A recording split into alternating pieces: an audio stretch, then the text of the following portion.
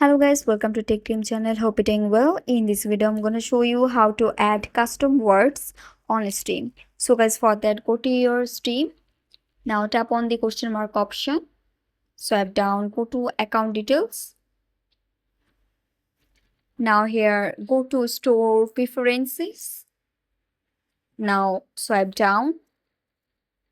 And here you can see the option always filter these words from additional custom filtered words. And here you have to write the sentence or word that you want to custom.